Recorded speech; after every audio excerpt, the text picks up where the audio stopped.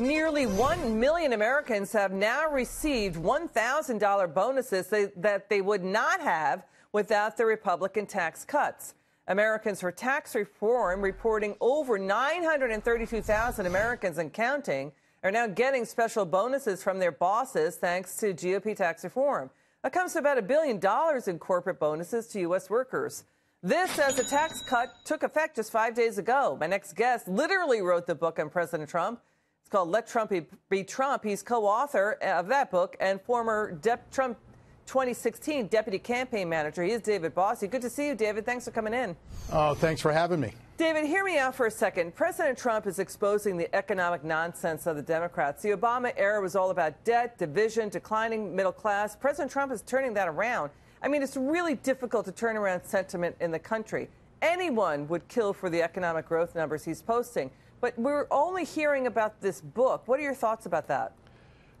I'm angry about it. I'm angry that instead of talking about these tremendous successes of President Trump, who has worked his fingers to the bone since Inauguration Day almost a year ago to make America great again, to bring our economy back, to offer that hope, growth, and opportunity that Jack Kemp used to talk about in the 80s. What he's done is no less than a miracle to grow to 3%, which Barack Obama's people said we would never see again. So I'm upset that this fraud of a book, this fraud of an author, has put forth this what I consider National Enquirer on steroids. It is a salacious book that is outrageous on its face, and quite honestly, I'm animated about it because I'm so upset that it is detracting from this president's important agenda. All right, let's get to the book. The Washington Post has said already that Michael Wolff has a long history of getting the facts wrong or even making things up. Even in his own book, Michael Wolff says he can't be sure parts of it are true. Here's what Michael Wolff said in print in his book. Many of the accounts of what has happened in the Trump White House are in conflict with one another, many in Trumpian fashion, baldly untrue. These conflicts and that looseness with the truth, if not with reality itself, are an elemental thread of the book. Sometimes I have let the players offer their versions, in turn letting the reader judge them. In other instances, I have, through a consistency in the accounts and through sources I have come to trust, settled on a version of events I believe to be true. I mean, there seems to be a lot of factual. There seems to be a lot of factual caveats and asterisks here. He seems to have settled on the truth. He seems to have settled on his version of the truth. That's all you need to know. Look, this is ridiculous. I am upset by this book, but I can tell you, Corey Lewandowski and I wrote a book, Let Trump Be Trump, which you mentioned. And I appreciate that, but it's a first-hand account. We were there. We were in the room, and we were minor players. The president won this election on his own. He did it. He did the hard work. 18 hours a day, 7 days a week, months in and month out, hundreds of thousands of miles across the country, flying from one event to another.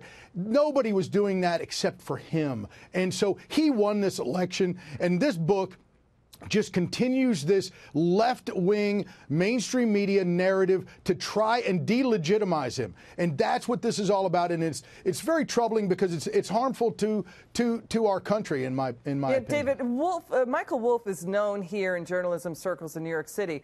Why did the White House give Michael Wolff access? Was it Steve Bannon who let him in? I mean, it seems like after Bannon left, the leaks and the chaos petered out and stopped. Was it only Steve Bannon who let Michael Wolff in? Who gave him access?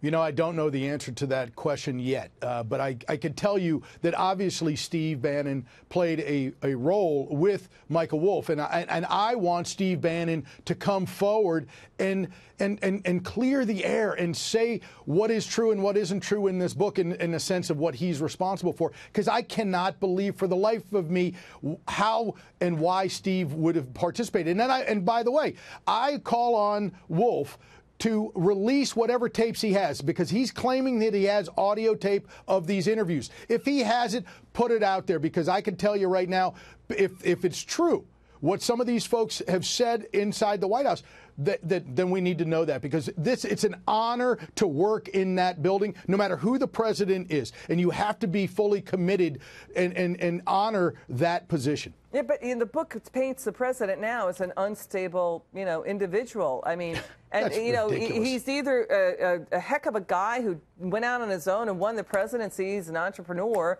or he's, a double-dealing liar and unstable. This is Michael Wolff's premise from the outset of the book. That's how he went into the book. What are your thoughts there? And clearly, he could not have told anyone what his idea was and what he was planning on doing. No one in their right mind would have allowed him to have that access. So I am troubled that he had this access, and I'm troubled by his deceitful nature, it seems. And I've been contacted today by very serious people in the journalism world who have told me about this person's background. And so, yes, I do call into question his veracity and the storytelling that he's doing in this book. Well, the president denies giving the author access to the book, and Michael Wolff can't even say if he legitimately interviewed the president one-on-one. He couldn't even say that to NBC's Savannah Guthrie.